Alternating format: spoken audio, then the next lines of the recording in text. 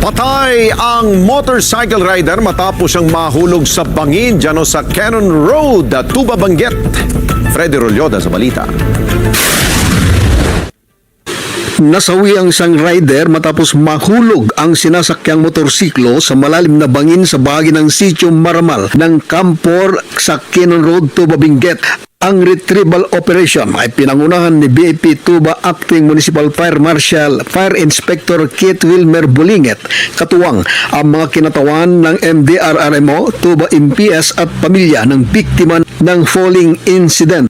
Ang 29 anyos na biktima, tubong Bocod, Benguet at residente ng Campor ay nakakita ng malubhang sugat at pinsala sa katawan. Ang napansin ng mga otoridad matapos isagawa ang pagresponde sa ibaba ng ginagawang kalsada sa naturang area. Ayon pa sa otoridad, matigas at malamig ng katawan ng rider nang kanila itong i-check.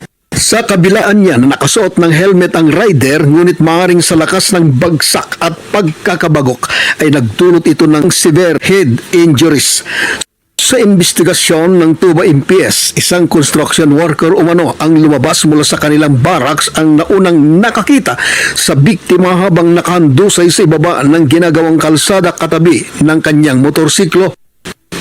Ayon pa sa otoridad, maaring tumama ang ulo nito sa mga batong nakausli at tinitingnang dahilan ng agarang pagkasawi ng biktima matapos mahulog sa halos 6 na metrong lalim ng bangin.